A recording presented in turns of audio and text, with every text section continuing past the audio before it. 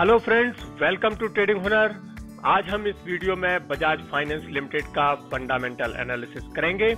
ये fundamental analysis हम FY20 का करेंगे, यानी जो साल मार्च 2020 में खत्म हुआ है, हम उस पूरे साल का एनालिसिस यहाँ पर करने वाले हैं। इस एनालिसिस के लिए हम पाइथ्रोस्की स्कोर की मदद लेंगे, और यदि आप पाइथ्रोस्की स्कोर के बारे में ज्यादा नहीं जानते हैं तो आप चिंता मत कीजिए।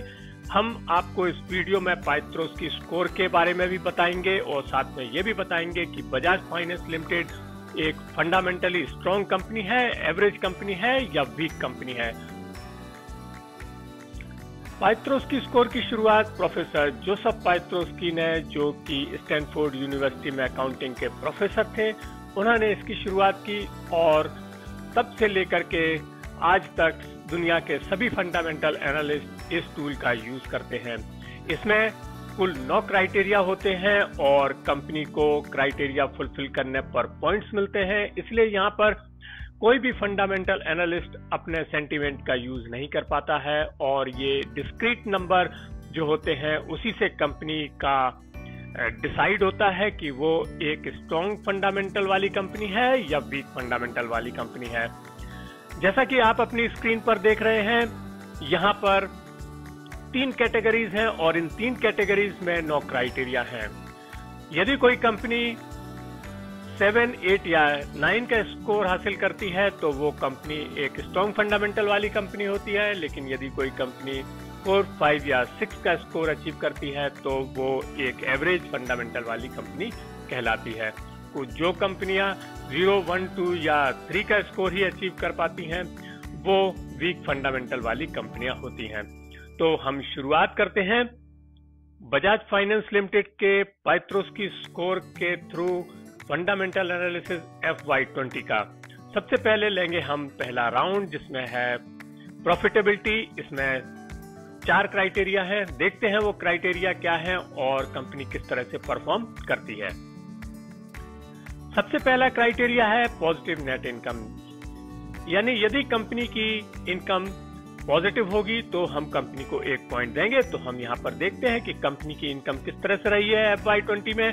हमने यहाँ पर देखा कि कंपनी की जो इनकम है वो 5263.75 करोड़ रही है।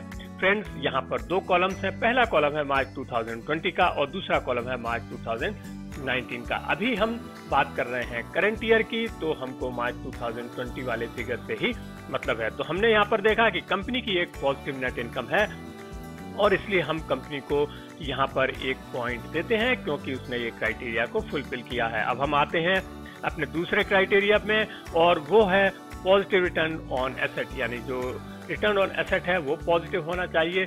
तो हम देख रहे हैं कि पहले कॉलम में जो रिटर्न ऑन एसेट है वो 3.20 है और 3.20% एक पॉजिटिव फिगर है। तो इसलिए हम यहाँ पर कंपनी को 1 पॉइंट और देंगे, क्योंकि उसने ये कंडीशन को फुलफिल कर लिया है। तो यहाँ पर हम कंपनी को 1 पॉइंट और देते हैं, और इस तरह से कंपनी ने अब तक 2 क्राइटेरिया में 2 पॉइंट्स हासिल कर लिए हैं। अब हम चलते हैं अपने तीसरे क्राइटेरिया की ओर, जो है पॉजिटिव ऑपरेटिंग कैश फ्लो। तो हम यहाँ पर देखते हैं कि कंपनी किस तरह से परफॉर्म करती है।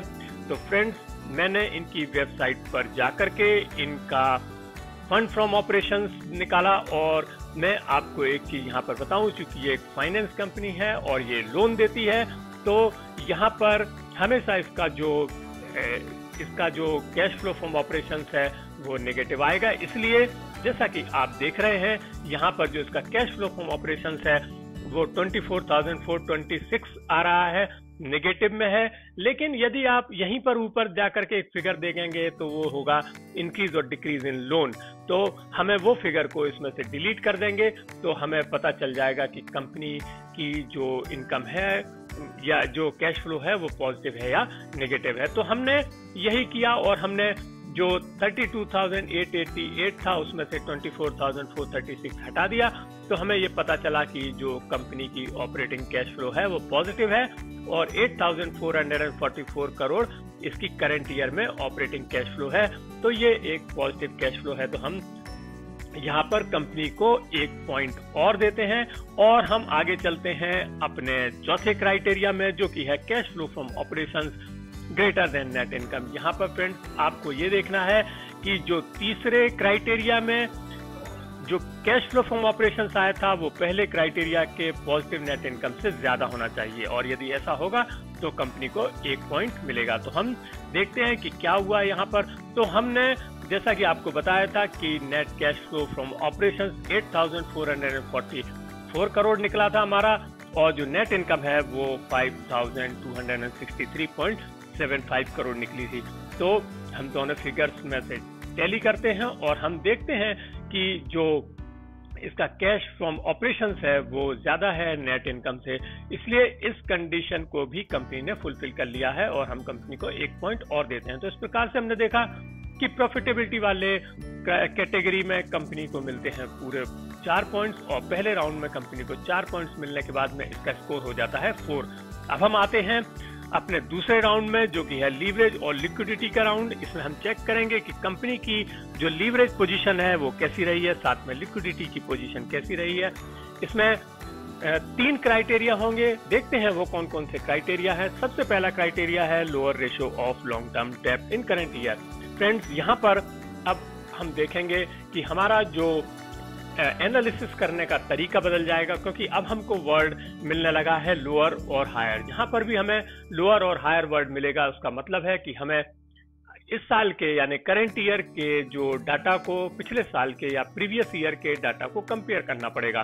तो यहाँ पर हम देख रहे हैं कि lower ratio of long term डेब्ट इन करंट ईयर, यानी हमें ये चेक करना है कि करंट ईयर में जो लॉन्ग टर्म डेब्ट रेशियो है वो पिछले साल के लॉन्ग टर्म डेब्ट रेशियो से कम है या नहीं, क्योंकि इसी से हमें ये पता चलेगा कि कंपनी ने अपनी लीवरेज पोजीशन को सुधारा है। तो हम चेक करते हैं दोनों साल का लॉन्ग टर्म डेब्ट रेशियो।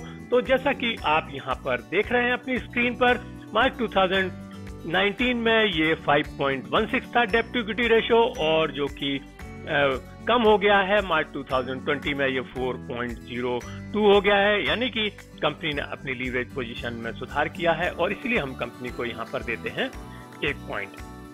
अब हम आगे चलते हैं और देखते हैं दूसरा क्राइटेरिया, जो कि है higher current ratio in current year. Current ratio का मतलब सीधा सीधा होता है लिक्विडिटी से। तो यहाँ पर हम चेक करेंगे कंपनी की लिक्विडिटी की क्या पोजीशन है। तो हमने देखा है कि लास्ट ईयर जो कंपनी की लिक्विडिटी पोजीशन थी करंट रेशियो में वो थी 48.76, और जो कि मार्च 2020 में कम होकर के 1.23 ही रह गई है। तो इसमें एक जबरदस्त गिरावट आई है, यानी कंपनी की जो लिक्विडिटी पोजीशन है वो कम हो गई है। तो इसलिए हम कंपनी को यहाँ पर कोई भी पॉइंट नहीं देंगे। तो यहाँ पर हम कंपनी को देते हैं 0 पॉइंट। और अब चलते हैं लीवरेज के तीसरे क्राइटेरिया में, जो कहता है लैक ऑफ शेयर डाइल्यूशन। इसका मतलब है कि कंपनी ने यदि अपने इस साल में कोई भी इक्विटी शेयर इशू किए होंगे, यानी उसने अपने शेयर्स को डाइल्यूट किया होगा, तो हम वहां पर कंपनी को कोई पॉइंट नहीं देंगे। तो हम चेक करते हैं कि क्या हुआ है। तो हमने यहाँ पर कंपनी की वेबसाइट में जाकर के देखा और फाइनेंसिंग एक्टिविटीज को हमने चेक किया, यानी कि cash flow from financing activities हमने देखा। तो हमने देखा कि इन्होंने लगभग 8,568 करोड़ के फ्रेश इक्विटी शेयर इश्यू किए हैं इंक्लूडिंग प्रीमियम। तो यहाँ पर कंपनी ने अपने शेयर्स को डाइल्यूट किया है, इसलिए हम कंपनी को यहाँ पर देते हैं 0 पॉइंट। तो इस प्रकार से लीवरेज वाले कैटेगरी में कंपनी को 1 पॉइंट मिलता है, और दूसरे राउंड में कंपनी को 1 पॉइंट देने के बाद में जो स्कोर होता है कंपनी का वो हो जाता है 5। और अब हम देख रहे हैं कि हमारे पास केवल 2 क्राइटेरिया बचे हैं। तीसरा राउंड बचा है ऑपरेशनल एफिशिएंसी का, और इस ऑपरेशनल एफिशिएंसी में जो 2 क्राइटेरिया हैं हम उनको चेक करेंगे। आइए देखते हैं सबसे पहले क्राइटेरिया को, जो कहता है हायर ग्रॉस मार्जिन, यानी हमें ये चेक करना है कि कंपनी का जो ग्रॉस प्रॉफिट रेशियो है या ग्रॉस मार्जिन है वो पिछले साल से बड़ा है या नहीं। यदि बड़ा होगा तो हम कंपनी को 1 पॉइंट देंगे, क्योंकि इससे ये पता चलता है कि कंपनी ने अपनी ऑपरेशनल एफिशिएंसी बढ़ाई है। तो यहाँ पर हम चेक करते हैं, लास्ट ईयर इसकी जो ग्रॉस प्रॉफिट मार्जिन था वो था 70.03, जैसा कि आप अपनी स्क्रीन पर देख रहे हैं, और इस साल ये कम होकर के 64.79 हुआ है, यानी कंपनी की जो ऑपरेटिंग एफिशिएंसी है वो कम हुई है और ग्रॉस प्रॉफिट मार्जिन कम हुआ है, तो ऐसे में हम कंपनी को यहाँ पर 0 पॉइंट देंगे। और अब हम आते हैं अपने 9वें क्राइटेरिया में, अंतिम क्राइटेरिया में, जो है हायर एसेट टर्नओवर रेशियो। हमें चेक करना है कि क्या कंपनी ने अपने एसेट्स का भरपूर यूज किया है, जिसके लिए हम एसेट टर्नओवर रेशियो का यूज करते हैं। तो हमने यहाँ पर चेक किया कि लास्ट ईयर कंपनी का जो एसेट टर्नओवर रेशियो था वो था 14.87, जो कि इस साल बढ़ करके हो गया है 16.04। तो यहाँ पर कंपनी ने इस कंडीशन को फुलफिल किया है, इसलिए हम कंपनी को देते हैं यहाँ पर 1 पॉइंट। तो इस तरह से ऑपरेशनल एफिशिएंसी में कंपनी को मिलता है 1 पॉइंट, और तीसरे राउंड में कंपनी को हम देते हैं 1 पॉइंट, और हमारा जो स्कोर हो जाता है पाइथ्रोस की स्कोर बजाज फाइनेंस लिमिटेड का, वो हो जाता है 6।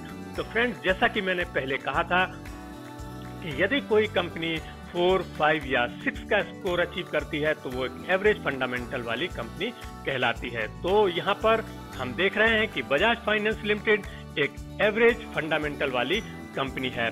उसके रीजन बहुत ही क्लियर है, क्योंकि कंपनी ने अपने लीवरेज वाले पोजीशन में अच्छे से परफॉर्म नहीं किया है, और साथ में इसने ऑपरेशनल एफिशिएंसी में भी हमने देखा कि इसका ग्रॉस प्रॉफिट मार्जिन काफी ज्यादा नीचे आया है। तो इस प्रकार से हम देख रहे हैं कि कंपनी एक एवरेज फंडामेंटल वाली कंपनी है। फ्रेंड्स, आपको यह वीडियो कैसा लगा? यदि आपको वीडियो अच्छा लगा हो तो इसे लाइक कीजिएगा और शेयर कीजिए, और यदि आपने अब तक हमारे चैनल को सब्सक्राइब नहीं किया है तो प्लीज हमारे चैनल को सब्सक्राइब कीजिएगा और बेल आइकन को प्रेस कीजिए। Thank you.